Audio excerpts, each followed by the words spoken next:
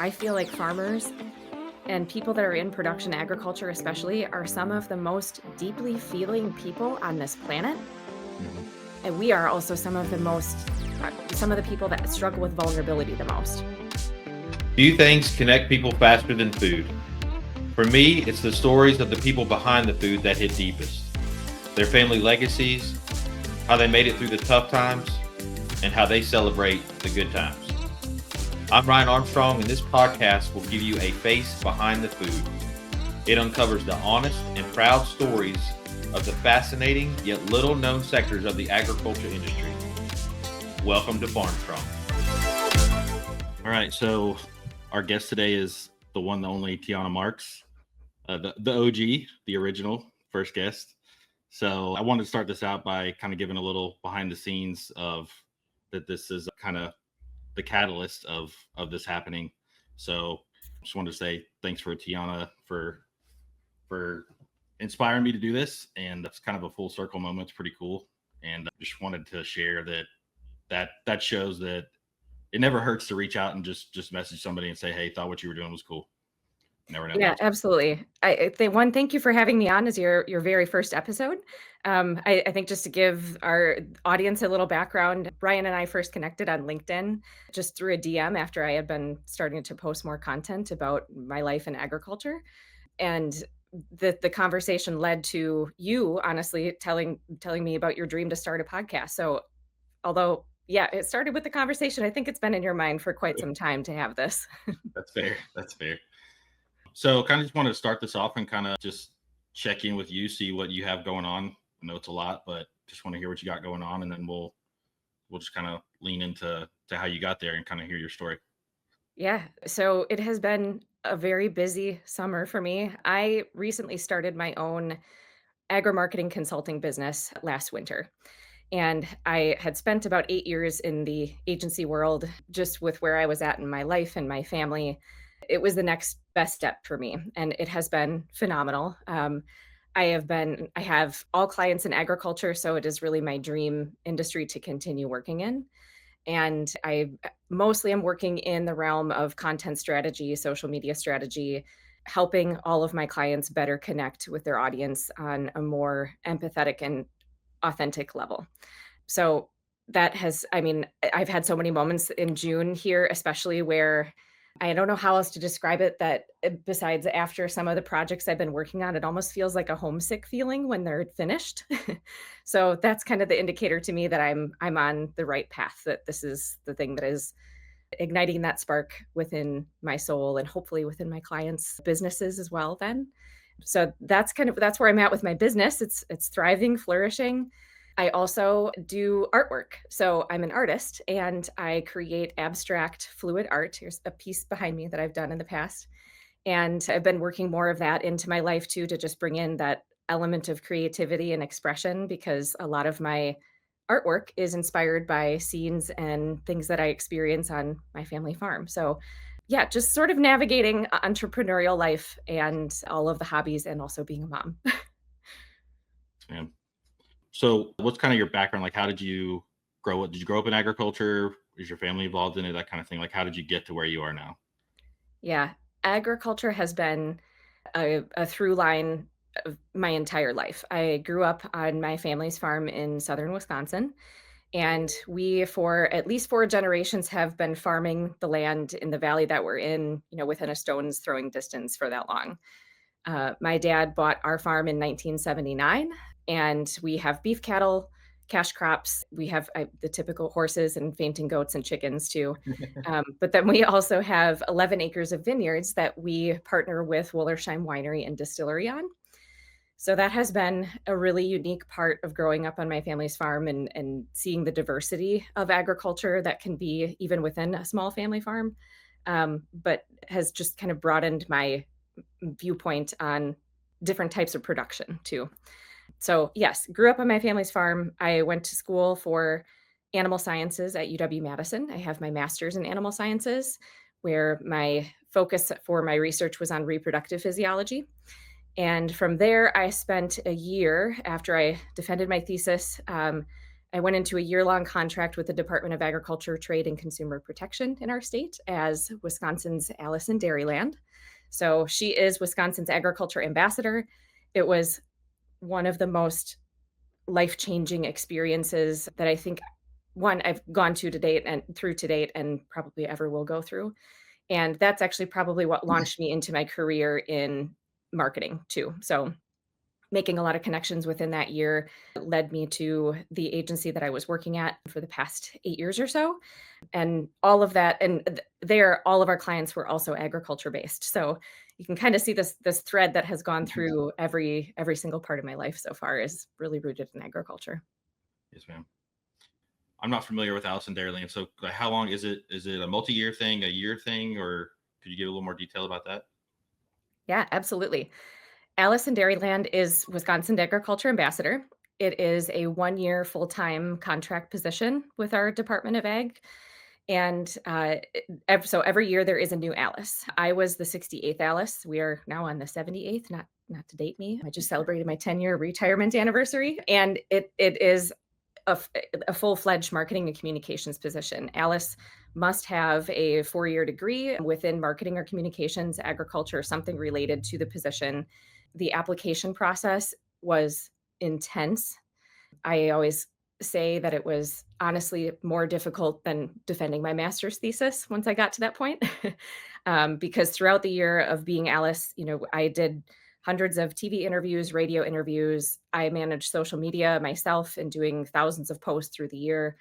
I also did public speaking. On a daily basis, I was giving a speech somewhere to a different type of audience that was either deeply ingrained in agriculture or they've been removed from agriculture and the farm for multiple generations, so a wide range of audiences. And I also visited with 10,000 fourth grade students, so that was another audience that was so fun, one to be engaging with. So it was a dream year, and then in between there, obviously, I met so many people within agriculture, different producers. I toured cranberry bogs in Wisconsin. I was able to, talk with ginseng producers because Wisconsin is the number one producer of ginseng and we are number one for cranberries. We are number one for snap beans for processing. So just beyond being America's Dairyland and the cheese state, there is so much more that I learned about and discovered within that year. Yes, ma'am. So in that vein, one of the things I want to focus on in this podcast is the people behind everything. And I, listening to you share that, it made me think, is there anything that still sticks out to you or you still think about to this day, from that year that kind of stuck with you in a good way, bad way, just kind of looking for some raw, real answers on that? Yeah. Ooh, let's see if I can get through this one. One of the most memorable experiences that I had during that entire year was going on the Badger Honor Flight. It's a flight that there's many of them that happen throughout the year, but they take veterans for a day to all of the memorials and monuments in Washington, D.C. And I had the privilege as Alice to go on a flight and experience that with them. What I found there was I mean, immediately when I walked into the airport at 4 AM for the briefing, there were dairy farmers that were finding me that just had to meet Alice and introduce Mhm. themselves, and they were telling me their stories of growing up on dairy farms and, milking 20, 40 cows, which the perspectives that they had, it was amazing to hear those stories and be the one listening for that day. But then to see that in juxtaposition with the selfless service that they gave to our country and to the concept of freedom. There are so many core values that are similar between, I think, agriculture and that group of veterans and service members that, those stories will definitely stick with me too. So, Can you tell me more about what the Badger Honor Flight is? Like, what exactly do you guys just take a tour of Wisconsin, or what exactly is that? yes, great question. So the Badger Honor Flight is it for one day, they take a group of veterans out from the Madison Airport and fly everybody with, a veteran and a companion with them out to Washington, D.C. Okay. And they tour all of the monuments and memorials out there. So we went to all of the war memorials and significant monuments there. We watched the changing of the guard. So it just was this really profound experience because one, I had never seen a lot of those sites and memorials, but then to do that with people who lived through those moments in history was just so incredibly profound. I One thing that I heard honestly from the companions that went with us and their veterans and their family members was that up until that day, they had never perhaps even talked about that experience in the service with their family, with their friends, until they were able to go to these places many years later. So it was almost, I mean, it was a really, I think, cathartic and healing experience. Hopefully, it was incredible to be part of. Yeah, for sure. That's what I was thinking when you were talking about that. To go to those places is one thing, but to do it with people that were there and experienced it is that's a different it's a different level for sure. Yeah, for sure. And honestly, and I mean, it makes sense that there were so many connections to agriculture that I found throughout that day because 1 in 10 veterans either grew up on a farm, works on a farm, works within agriculture. So there is a very high proportion of veterans and service members that are deeply tied to agriculture. What about your time growing up on the farm? Go back a little bit earlier. What about that kind of sticks out and you still use in your work today? Man, if I think back to some of my earliest childhood memories, they all involve going over to the dairy farm that we had at that time, playing in the haymow, making forts in the cottonseed pile. I had a favorite dairy cow named Angel, and she followed me everywhere in the pasture. She would only come in to get milked, if I went and got her. She was in the same stanchion stall every single day, which was right in front of the feed room because I gave her a little extra. So she and I shared a special bond, and I think that's really, I mean, that along with all of the care that I saw my dad putting into caring, for the animals, that's I think where a lot of my love for animals and farming comes from too. I think just experiencing that joy for one was what I, those memories stick out in my mind. There's also another side of it too that I think a lot of people within the farming community I'm coming to learn, resonate more with too. There, I mean, you have the flip side of it too. There were challenges, there were hardships. When I was 11, my family sold our dairy farm. And I remember sitting in the auction truck with my dad when Angel was sold and looking over at him and seeing that emotion paralleled within me. That was really hard. So that I'm grateful that our story as a family farm didn't end there on that day. We still have our land and have transitioned to beef cattle and doing crops. So we were able to make the best of the situation. But I always wonder what would life be like if we would have kept the dairy farm and what if we would have been able to continue farming there. So part of that reason and that motivation of being involved in agriculture, I think I always think back to that 11-year-old girl in that moment of like, well, maybe if I can advocate for this community, if I can help in some way, shape, or form through the brands that I work with, help farmers help continue on their legacy, perhaps that moment won't happen again for another 11-year-old girl. Wow, that's very well said. That was a good. That's yeah. I've never heard it put that way. That's really I like that. That was a good way to sum that up. Yeah. So to segue from that, there's a lot of hard times in agriculture right now.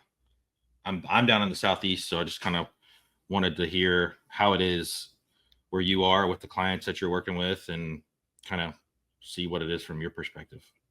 Mhm.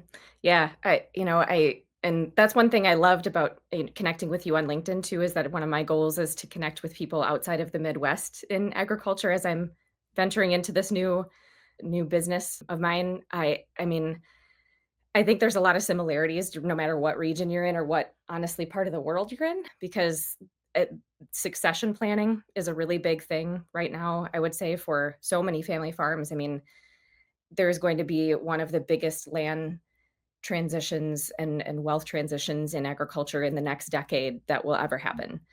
So that is really, I'd say, top of mind, whether it is passing the family farm on to the next generation or finding somebody outside of the family that maybe is a first generation farmer, and what does that look like? There are so many, I think, groups and organizations and support people that have popped up in the past few years and in the last decade that it has been able to help alleviate some of that. But finding those resources and then connecting with them, we can always do a better job of that within agriculture. So that's one big trend, is just the transition and succession planning.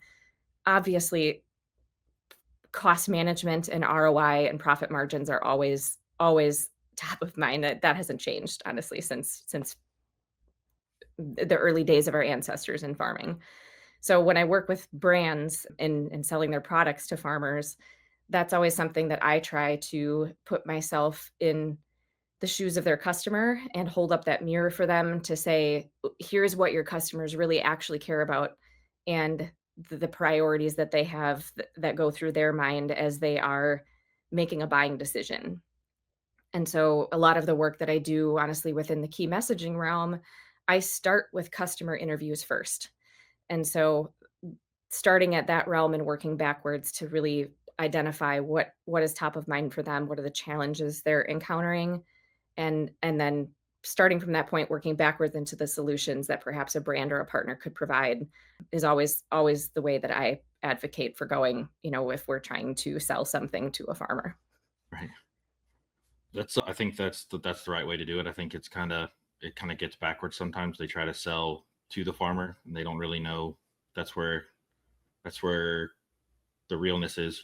It's out there with them, spending time with them, because it's it is a business, but farming I think is different because it's so family based.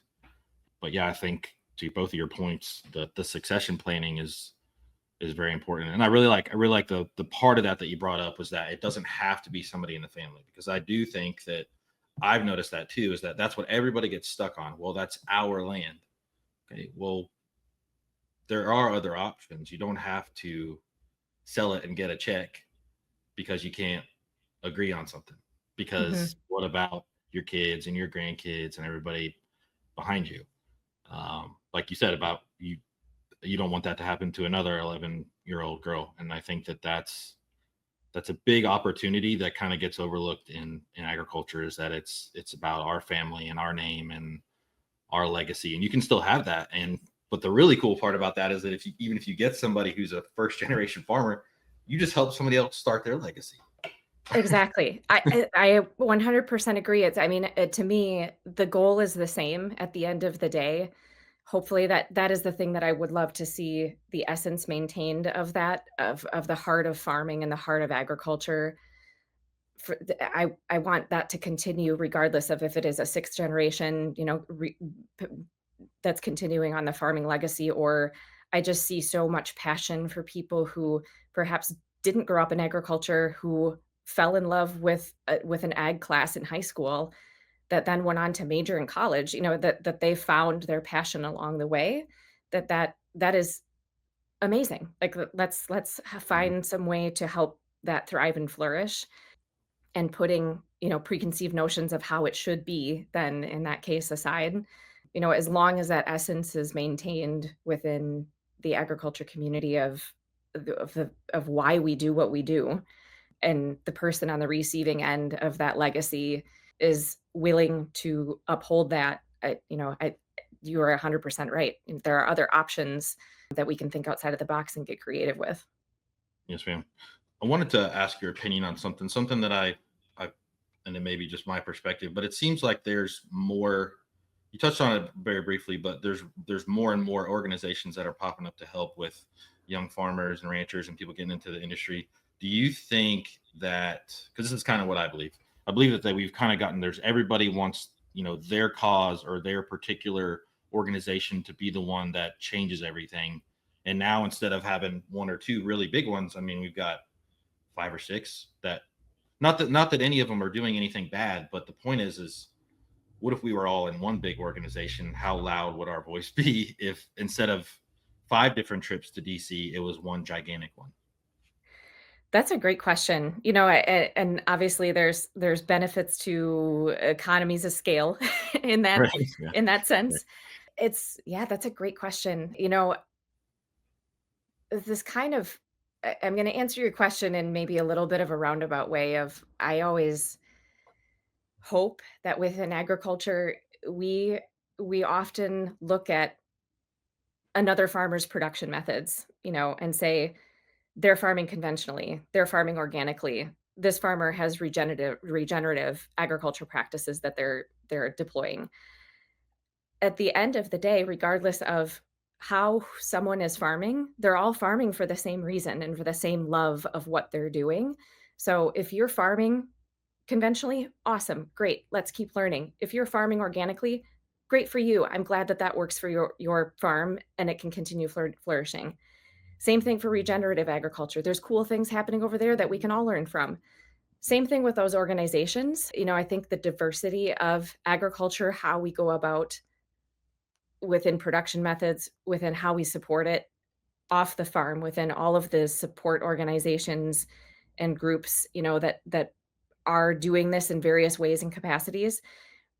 Somebody might come to the table with a different idea and different creative solutions that resonates with one person, better, and that's what keeps them involved in agriculture. So I think it's kind of streamlining some things, yes, would be great, but at the same time, I see the benefit of a diverse range of experiences to draw in and keep a diverse group of people within Mhm. agriculture too. Yeah, that's a good point. That's a good point. In your area, are you seeing younger people still trying to give it a go, or are they say kind of 50-50 iffy kind of thing, or what's the story there?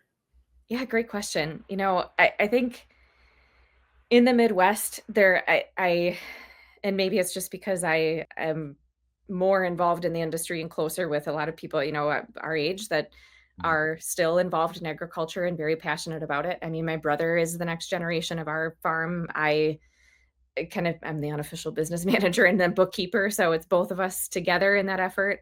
I think I also have a lot of friends that didn't necessarily grow up on a farm that I met in college or I met, through my career experiences and everything that they perhaps started off with showing animals at 4-H at the county fair and now are in a career in marketing.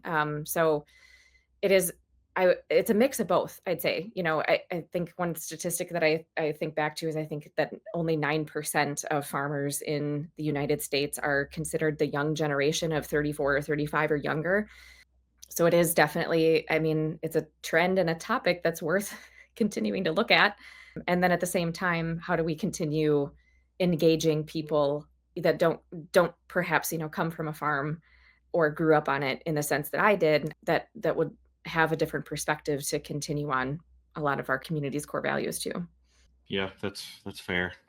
What are your thoughts on just the cost of entry to get Mhm. into farming? Because I know that's it's like you can want it as bad as you want, but it's getting even hard to go to a bank and talk to them about getting an operating line that it falls within their parameters that they're okay with. Yeah, that is gosh, I don't have a good answer to that one because I don't know if there's a good solution because it's so complex. I Very mean, true. I can say what I'm seeing and honestly, and some of the things that my brother has encountered too, and either trying to buy adjacent land or land within even our community. I mean, a lot of our farms here where we're at are smaller in nature just because Mhm. of, I mean, the landscape and the topography and how things have gone across the generations. Even to buy a small amount of land is challenging. The cost per acre is just sometimes astronomical and not I mean, honestly, he and I were penciling out a situation the other day, and based on the cost of inputs in relation to the mortgage payment that would be on that particular piece of land, it didn't make sense. So that what I mean, that's where I think that's a challenge that has just obviously multiple factors have gone into that price of the of per acre situation that has led to that yeah, it's gonna be especially as we look at how much land is going to be transitioned over the next 10 years. That's a challenge, a big Mhm. one. So staying outside of politics, how do you think what are some ways that you think young farmers or the younger generations can have an impact? Because I know, at least from my experience, it's there are organizations that give you an opportunity to speak, but given the question we were just talking about, I mean, it can get very disheartening and frustrating putting in the time and effort to meet with people who have the ability to adjust regulations and those type of things. Mhm. And it's kind of the same or not as good off when you leave as it was when you started. I know that's a Yeah. difficult question, but just curious. Yeah, I mean, if I were to think of it in terms of if I were to give a piece of advice to somebody entering the realm of agriculture in this incoming generation of the workforce, if you I mean, if you're at all interested in production agriculture, I mean, there are so many farms around our area that are looking for help, that are willing to mentor and take that on, that seek out those opportunities if, for the hands-on types of experiences. I mean, my brother, although he managed our farm full time with my dad now that he's retired. In addition to that, he works full time for another farm down the road, which that experience though has helped him learn so much that he's brought back to our own family farm. So seek out those opportunities, and then also know that if you find out through that process that production agriculture and being on the farm is maybe not perhaps what you envision yourself doing, there are so many other options as far as making a career out of agriculture too, because I mean, marketing is one of them. Communications, sales in the realm of any type of dealership, whether it be equipment or crops or livestock, accounting. There's just so many different ways that you would be able to touch agriculture and be part of it and make a true impact without being on the farm too. And I think even for people who grew up on a farm that perhaps have a job outside of the farm now, that's always something that I think I mean, I sometimes struggle internally of that tug of war of, am I still making a difference and providing value to my family farm and to the world of production agriculture? And the answer is yes. I constantly have to remind myself to lift that burden and perception off, just because there are so many other opportunities that people can and folks can get into to support agriculture all around. Yeah, absolutely. No, I totally agree with both your points, especially the part about, even if it's not on the farm, because that's, people kind of get caught up in that, whether it's a TV show or, social media, they have this perception of like, if you're not wearing jeans and you're not dirty and, you're not in the equipment that you're not a part of agriculture. And it's so much bigger than anybody, it's all of us every day. And to your point about seeking opportunities, I was talking to a farmer. This is probably a while, like maybe about a year ago, but he put it really in a really interesting perspective. He said he was talking about somebody who was coming around and wanted to farm, and he was going to take over. It wasn't his son, but the young man came up to him and said, "Hey, I want to farm," and he lasted about 18 months. And I asked him, I said, "Well, like, how did you know that he wasn't going to work out?" And he said, "Well, he just wasn't annoying enough." Because he said that the ones that work out are the ones you can't get rid of them. They're like, like your pocket knife in your jeans. Like it's always there. And like that's I just thought that was a really interesting perspective. So, that's just don't quit. Like, to your point, don't quit. And if you want it bad enough, there is somebody who would be more than happy to help give you the opportunity, or at least if nothing else, just sit down and have coffee with you and learn that way. I think that's one of the most underrated things that I don't think gets shared a lot with the younger generation is those older guys they've paid the money, they've paid their dues, they've done their time, they've made the mistakes, and they learned the lesson. So if you can go Mhm. sit down with them for free and get that kind of information, you can be so much farther ahead and probably shave a few years off your life not having to go through the stress that they did too. Yeah, So absolutely, and that's honestly I see it every day on our farm with my dad and my brother. I think that's another thing with with an incoming generation into agriculture. I just ask questions, honestly, just come at it from a standpoint of starting with a question, and that unlocks so much knowledge from the people who have come before us and seen it all, that and then at the same time, there's this interesting juxtaposition of, everything that has kind of come before us in my family farm situation and all of the experience that my dad has in relation to the new ways of thinking and innovation and risk taking that my brother has, that the pairing of that together is just such an interesting dynamic, in more ways than one Mhm. on a daily Yeah, basis. for sure, But just have it, yeah, having those conversations, and it's honestly from both perspectives of just starting with a question. for sure. Is there anybody that you look up to as a mentor or somebody that has helped you or that you look up to? Currently or previously? Just in general, anybody that comes to mind? General. Mm. I would say, I mean, if I'm thinking back to some of the spaces where my conviction and passion for agriculture came from, I always think back to my high school ag teacher. I mean, shameless plug out there, support your local ag teachers and ag educators. His name was Jeff Hicken, and he started at my high school in town and then eventually became he led the state ag ed programs and stuff too and was the state FFA advisor. The thing that always resonates in my brain is every single class, he would start off with a call and answer with his students, and he would say, "Without agriculture," and we would have to respond back, "There is nothing." And it at that statement, "Without agriculture, there is nothing," has stuck with me so long, and it's honestly whether I'm, especially when I'm talking to consumers or trying to speak to that audience, I start from that place of, everything that we experience in our daily lives. If you think about if agriculture would just to disappear off the face of the earth right now, how much we wouldn't have. I mean, we wouldn't be here. Those types of individuals, the ag educators in my life, have really made an impact. Currently, I mean, I have also been, especially as I've ventured into my business, and when I was in the agency realm, and especially as my family has been going through our farming transition, I've been reading a lot of Brene Brown. I think she approaches human emotion and concepts around that, like vulnerability, from a very scientific data standpoint. I mean, all of her research was in human behavior and those concepts and emotions. And that sticks with me just because I'm also so data driven, but then I also have this creative side of me that extrapolates it into stories and colors and, scenes. So that's somebody that I follow, and have pulled a lot of those concepts into situations and challenges that I encounter either with my clients, with their brands, with their businesses, with the family farm transition. When I was leading a team at our agency too, we had about 10 to 12 of us that were full-time social media folks, and just that team leadership aspect of it.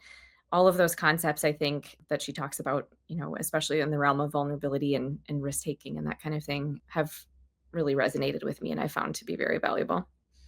Very cool. So you're more of a reader than social media or podcast consumption? I'd say both. I there's something to be said about a physical book in the hand, but I also listen to podcasts, and obviously I'm on social media a lot too, just because that's, kind of where my career is built from. But I try to honestly, people ask me this all the time too, of my thoughts on social media and what role that plays in my own life, knowing that Mhm. so much of my business is built on that too. And in all honesty, it is an existential question that I ask myself all the time of where does it fit within life? But it's just to me, I see it as a part of my business and then also a way to stay connected within the community and test and learn different types of content and that kind of thing. So social media is still a really big part of that too.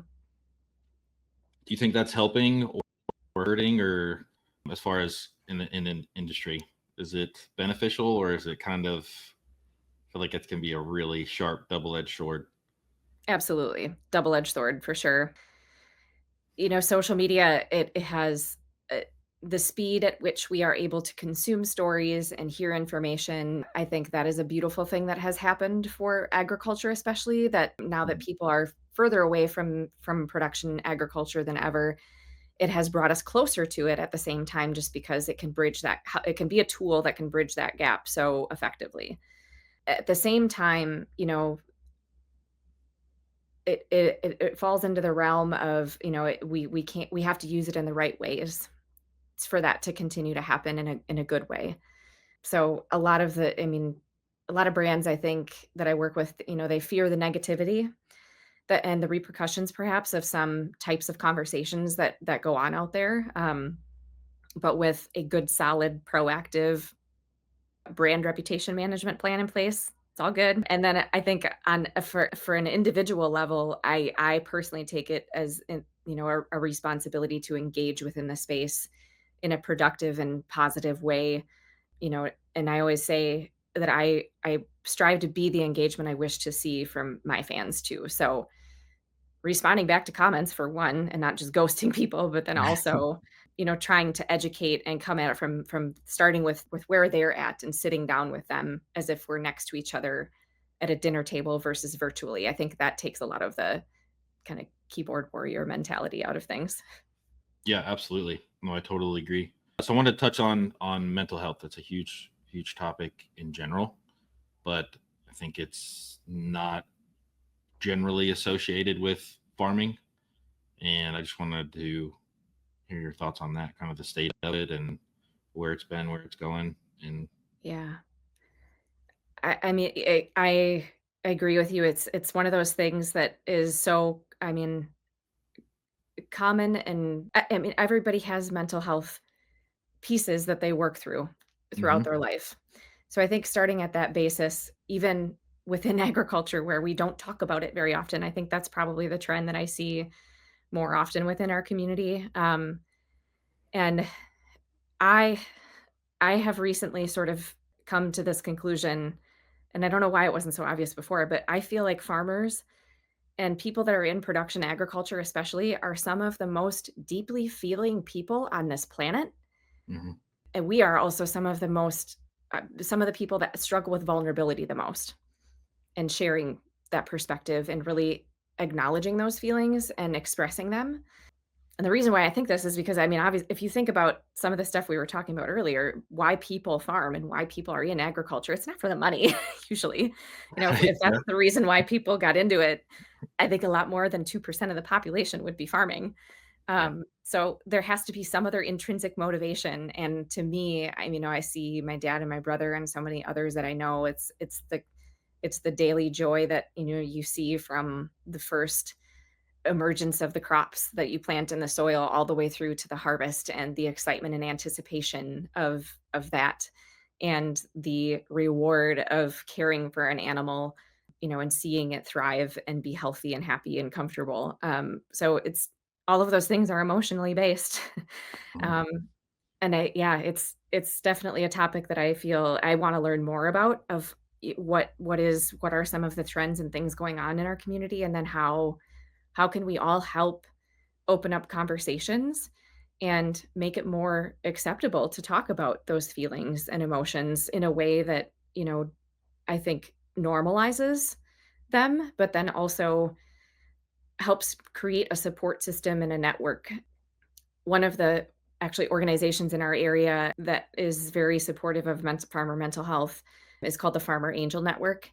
Okay. And they have provided our community a lot of resources and tools. They do gatherings of farmers in the area, and they might have different experts come in and talk. There's actually a book that I've been reading too called Land Rich, Cash Poor, written by Okay. Brian Reisinger. Highly recommend that book for one, but they also did kind of like a group book reading, on that together. And that book itself brings up a lot of these concepts of mental health and some of the things that farming families go through. hmm So I think organizations like that are awesome. Obviously, we need more of them and more of those resources, but yeah, it is a topic I would love to learn more about and be more involved in going forward. That's a very good idea. The group book reading. That's a good perspective. It's a good idea. Yeah, I always make it a point to, no matter how uncomfortable it is, I always tell, whether if it's about, whatever's going on or if things are good, things are bad, I always end a phone call, or when I leave, I always tell that person, like, hey, you can call me anytime. It doesn't matter. And I mean it. Like, it's That's because awesome. it's, I mean, and there have been times when somebody called me and they're like, I don't know if I can do this anymore. It's like, Mhm. Well, and everything's I down. Go ahead. Go That's ahead. just amazing that you are I mean, you can be that resource and that line of communication for somebody, it's Mhm. I think even just knowing the fact that there is somebody they can call is sometimes the hardest part. So I guess maybe a question back for you is what have Mhm. you found to work within those situations where somebody has called you and asked for advice or support? What do you feel like has opened that door? Really, just that kind of thing. Just telling them that I'm there if they need it, because I mean, you know how farmers are. I don't get. I get a okay, and then the phone hangs up, and Right. it's not me, but it's just that's just how they are. But it'll start with that, and then like say something else will happen, or I run into them somewhere, and from there it's just kind of like I always make sure I tell them I appreciate everything that they do and tell them thank you, because Mhm. I think that's like the single most underrated thing you can tell somebody in agriculture is thank you and I appreciate what you do, because it's like the most Honestly. thankless work ever. It seems like when you get into it, things are rough. I just had this conversation actually with my dad recently where and I said the exact same thing. I said, you know better than anybody that this job and this life is one of the most thankless jobs on the whole planet, and we constantly feel like we are, managing consumer expectations and that kind of thing too. So, who is there on the farm to thank them on a Mhm, daily basis? And so in that sense, I mean, one, it's kind of on us and within our family unit and within the people that we work with to be that for each other too, to be that to show gratitude whenever we mhm. can. And then also we often focus on, what's going wrong or what can we fix or what's the next thing in the next to do challenge on the farm to solve. But like taking a moment to stop on a daily basis and say, what's the one thing that went right? What's the one good thing that happened today? Yeah, And just practicing gratitude and working that muscle, that gratitude muscle goes a really long way. absolutely. Yeah, I think another thing too is if you ever feel like you hear that little voice in your head, like maybe I should call so and so, or maybe I should call 'em. I've heard a couple other people say that too. Just pick up the phone and call them. If they don't answer, leave them a voicemail, send them a text. Yeah. And the other thing too is, if it's Father's Day, tell them Happy Father's Day. It A long way. makes different. Like it lets. I think another part of it too is I think agriculture has kind of gotten so profit focused, kind of sales driven. A lot of it is the relationships are, and I think that that's one thing I've noticed too is if you show people that you're human, like I'm not doing anything different than they do. Our Right. relationship is based on a different thing. So like when they know that, you know, I get up and I have to cook breakfast and do all the things that they do and pay the bills and do everything, it kind of it's like they're like, okay, this person is really not any different than me. So Mhm. I think that's a big part of it. And that is honestly one of the things that I've had so many conversations with my clients around recently and brands that I work with within the agriculture space is yes, your consumers and the customers that you have are who are farmers and producers, they are focused on ROI. That is a big piece of their decision-making factors when choosing a product. But that at the end of the day, we're all human. Mhm, People will buy something based on an emotional connection, if they feel like they are seen and if they are heard. And that falls more into the realm of touching on the emotional aspect of why do you farm? What are the values that we all share together and why are they proud to be the future of the industry? And how can my client help support that? Whether, outside of selling anything, whether it's standing for something or advocating for farmers and producers on behalf of them somehow, what are some ways that we can focus less on selling and relationships first? mhm.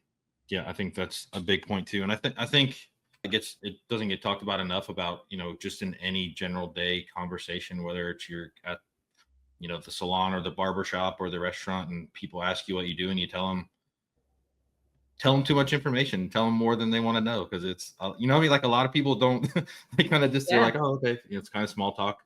But I find that I have it it kind of people get interested in it and they kind of want to learn about that and what's really going on. And I think That's a another great thing idea too. to, I mean, practice oversharing. Yeah. Yeah, I'll just start talking.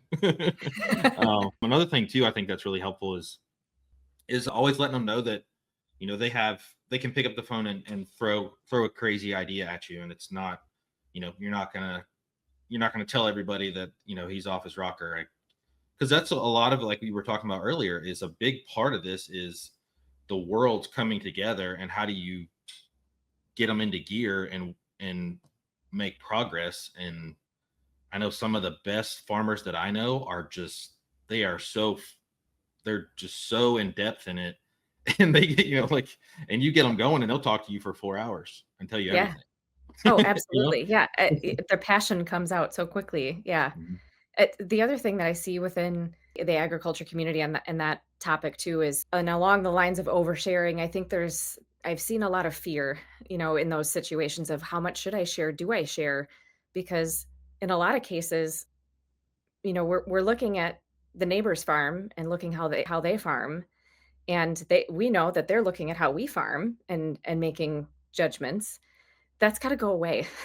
I mean, that type of thing of within our own community, we have to be the solution for ourselves to remove that veil of judgment or assumed perception of how is this going to sound to another farmer, because honestly, it breaks my heart to see sometimes the negativity and the criticism coming from within our own community. And that is what results in the fear of sharing, of, how do things work on farms, and why do I love doing this? We've gotta be supportive in that sense of each other, and give each other permission to share without being judged. Yeah, absolutely. I think it was, I don't know if it was in the F1 movie. I haven't seen it, but there was a podcast or something that I was watching, and they were talking about, I think it was three of the big car brands. It was Ferrari and two other ones, and they were having a press conference, and they were asking them about what things have gone differently that have changed the industry and kind of make it keep growing to become so big. And they said that they were having a meeting, and one of the brands said, all right, so for 3 hours or however long the race is every weekend, they're enemies. Every other second of every day, they're all business partners. And if none, Yeah. if the other ones aren't good, the industry's not good. And I think that that's a big thing in agriculture, is that, yeah, you do have to pay your bills. You have things that you have to do and feed your family. But if the guy across the street is not doing right, it's not going to help anybody. And Yeah, exactly. I think growing up, I was always, one of the whenever the neighbor's cows are out, you go help. You don't ask mm, questions about how did the cows get out, or what breed of cows do they have. You just yeah, go and do to right. support in those moments of need. Mhm. And that's honestly where vulnerability happens the most, is in those moments of need. So whether it's related to mental health or putting the neighbor's cows in, it's all the same concept, and I think sometimes we forget that for ourselves within agriculture when we are, looking at how can we share our stories better and more authentically. Yes, very true. One more thing, I just wanted to touch on, it's kind of weather, natural disasters, but just kind of, I know it's been different down here. I'm from a multi-generational family, and I've never even heard stories. And this is, I'm not trying to be a doom and gloom apocalyptic kind of thing, but it's different. It's different Yeah. than it has been, and it seemed like it changed pretty quickly. So I'm just curious, do you kind of see the same thing in your area, and how's it affecting everything?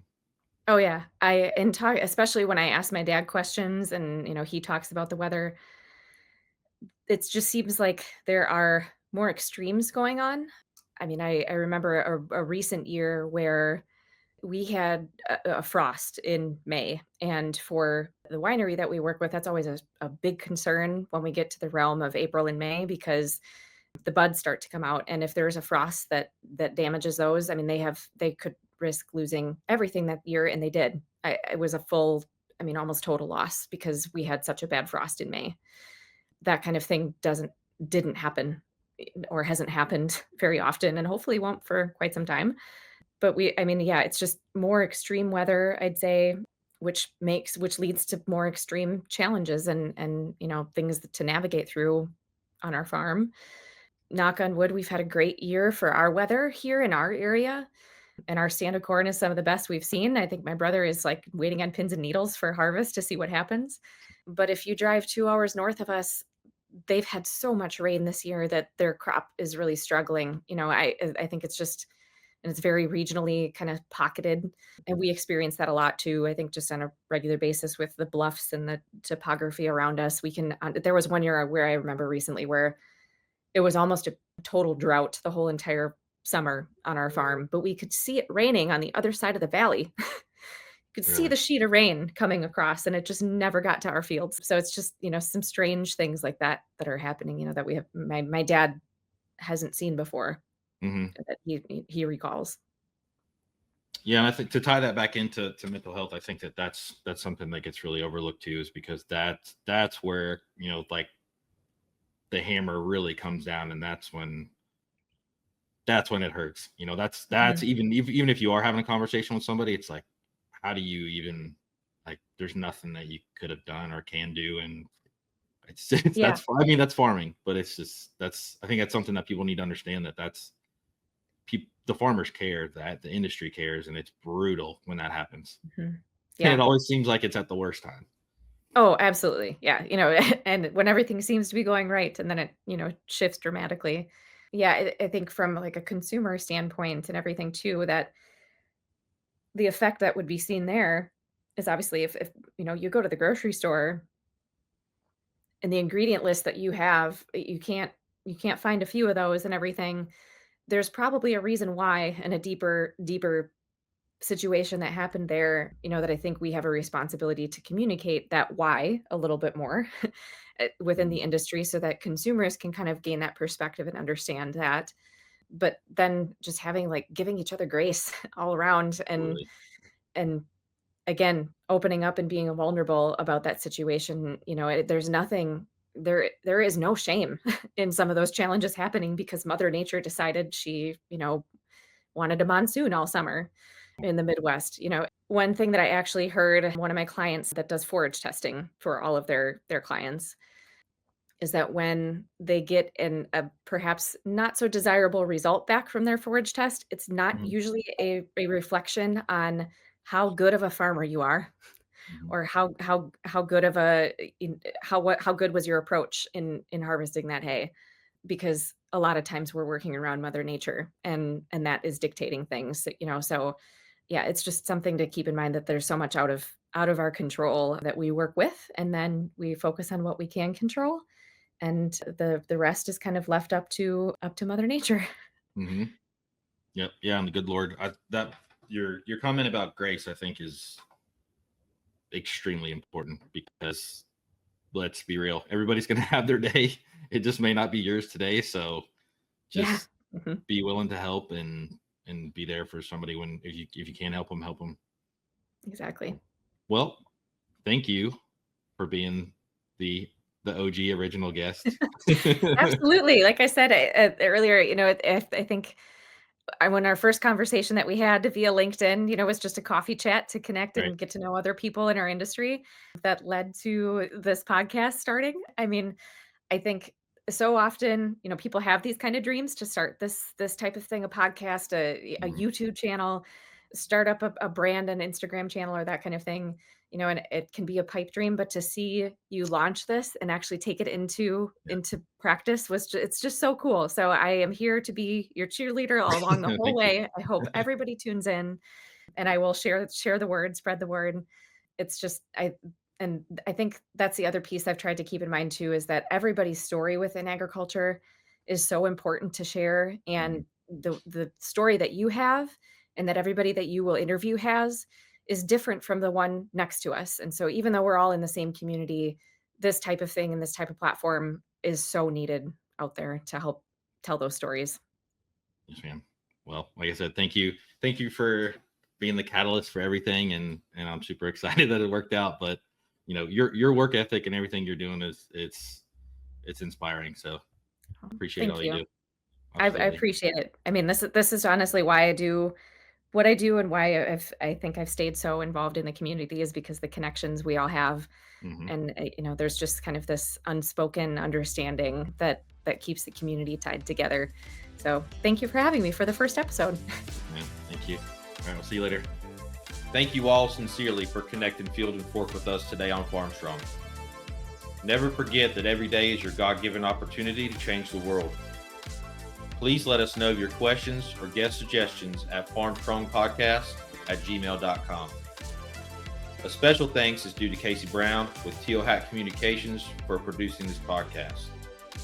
More importantly, we want to thank you for investing your time in this podcast and taking the time to connect to the agriculture industry. This is the Farmstrong Podcast.